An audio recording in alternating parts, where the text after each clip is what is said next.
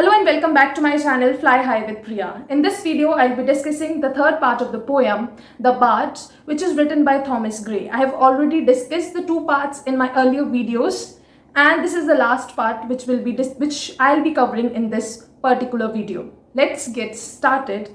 And the third part starts with the line, Edward, lo to sudden fate, weave we the woof, the thread is spun, half of thy heart we consecrate, the web is wove, the work is done.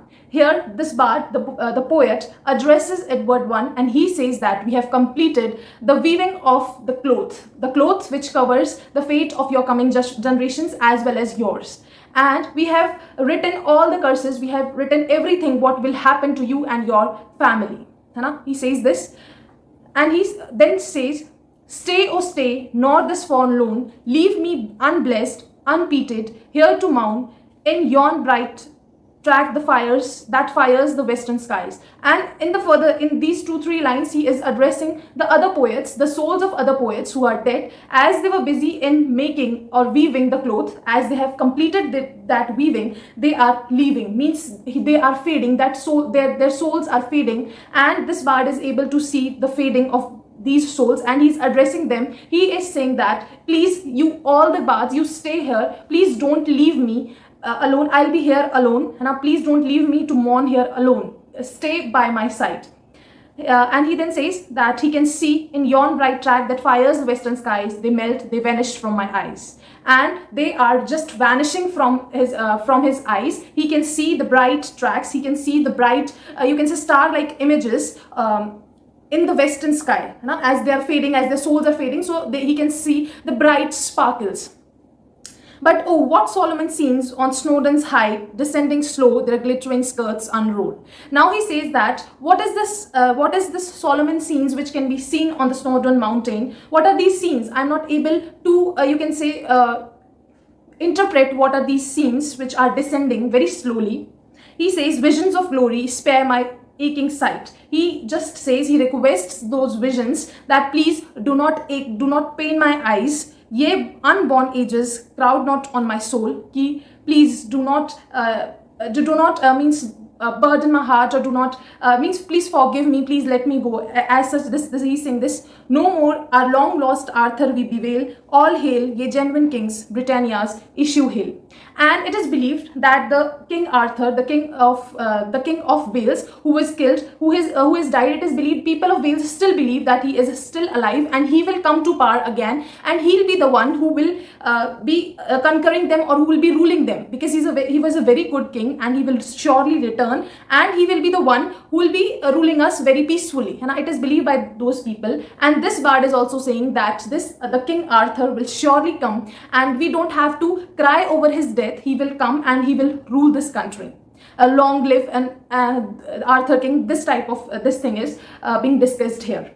So in this part, first part, it is discussed that the weaving of the cloth is completed. The souls which were there, they are leaving, and this bard is very sad. He is mourning that please do not leave me, and he is expecting that Arthur King will come, and they don't have to cry over his loss.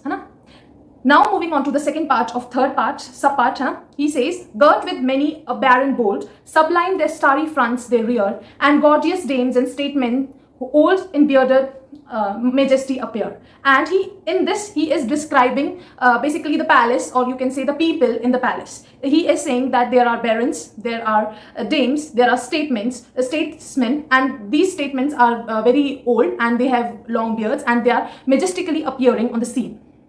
In the midst, a form divine, and among these barons, these statesmen, these dames, there is a divine figure. In the middle of these people, there is a divine figure. Her eyes proclaim her of the Britain line, and her eyes are very beautiful, and her eyes show that she belongs to the king family. Means there is the starting of Tudor dynasty, and she is the one there. Her eyes depict that another Tudor dynasty has started ruling in Britain.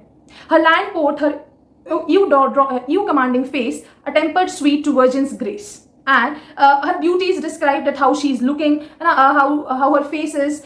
Basically, in these lines, Elizabeth, Queen Elizabeth is described, and her reign is described, that how she is and how she is ruling Britain. She is very much different from the other kings.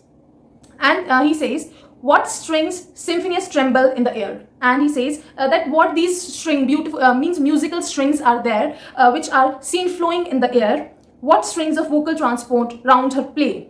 And what are these vocal transports, means these poems or musics, what are these that are flowing in the air? What are these strings? He's not able to identify. Basically, here he presents that in Elizabethan age, poetry will be encouraged, and there we will find poetry everywhere in the air. Means in her reign, it will poetry will touch the heights. It will fly with colors. It will come out with flying colors. She will be the one who will encourage poetry.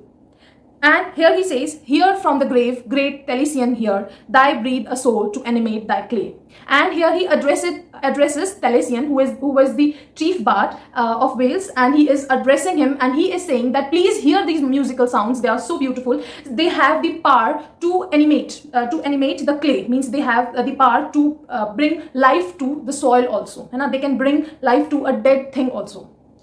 Bring rapture calls and soaring as she sings, waves in the eye of heavens her many-colored wings. And means here the impact of poetry is shown, that what poetry can do, how it is flying in the air, and how it is bright. It has bright calls, and how its waves are moving towards heaven, and they are having colored wings. Poetry has colored wings, and it is moving towards heaven. So in this particular second part of the third part, this bard discusses the reign of Elizabeth, that how she will reign and how she'll encourage poetry, and how the poetry will have the impact on people, and how it will be having great response. You can say everybody will like the poetry, and very beautiful poetry will be written in that very period. Now moving on to the third part. The third part starts, and this is the last part. He says, the verse adorn again, fierce war and faithful love, and truth savior by fairy fiction dressed. Here he says that the verse will come again. Means the poetry will be written more and more. It will be encouraged, and it will be beautified again in the literature, in form of literature. Fierce war, Spenser will discuss the wars and faithful love.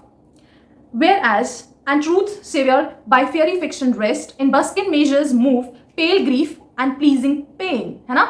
Pain, pale grief and pleasing pain.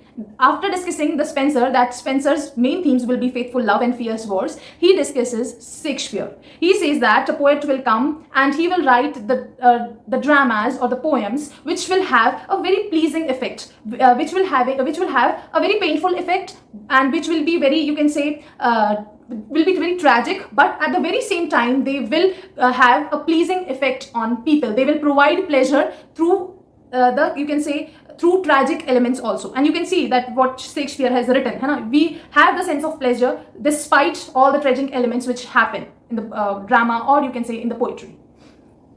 A voice as of the cherub choir gales from blooming Eden bear. And he says that after Shakespeare there will be a man whose voice can be, who will write the voices of God. He will directly write the voices of the God in his poem, and he's talking here about Milton, who will discuss the Eden Gardens episode, and he will be the one who will tell that what God say, means what gods have to say about man. And distant ramblings lessen on my ear that lost in long futurity expire. And I can hear some sounds of other poems also, but they are very dull. Means after Milton, there will be other poets who will be coming and writing different poems, but I'm not able to identify them, that who will be there and who will be writing these poems, because they are going to come in very future. So I'm not able to hear the correct, or you can say correct voice, you can say, or the proper words what these poems are saying. I'm not able to hear I'm only able to hear Spenser's Shakespeare and Milton. After that, I'm not able to hear what other poets are saying. Fond impious man, thinkest thou yon sanguine cloud raised by thy breath has quenched the orb of day? Tomorrow he repairs the golden flood and warms the nation with redoubled ray.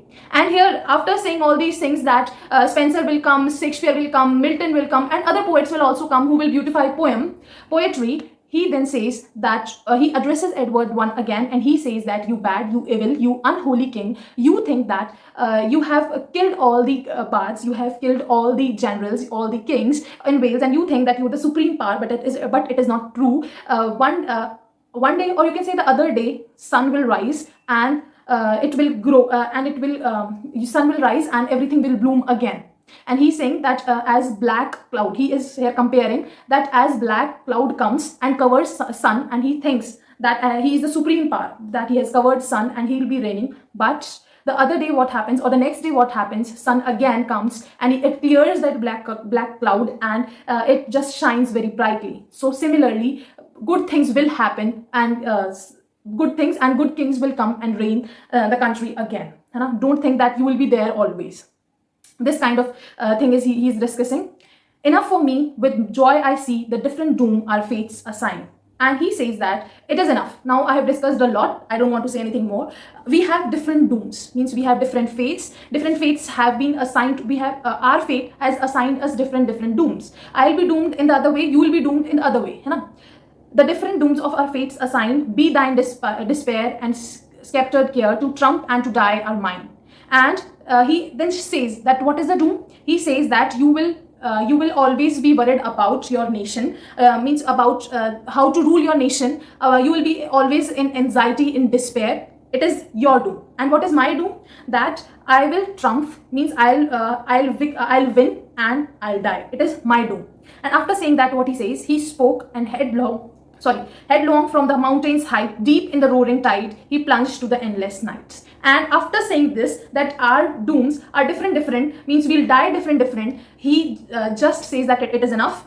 Our dooms are different, and after saying this, he just jumps into that whatever sea, as he was standing in the cliff, on the cliff now, so he jumps in that river and he dies. So this was all about the poem, The Bard. I hope this is very much clear to you. Thank you for listening. जाने से पहले do subscribe and share my channel. Thank you.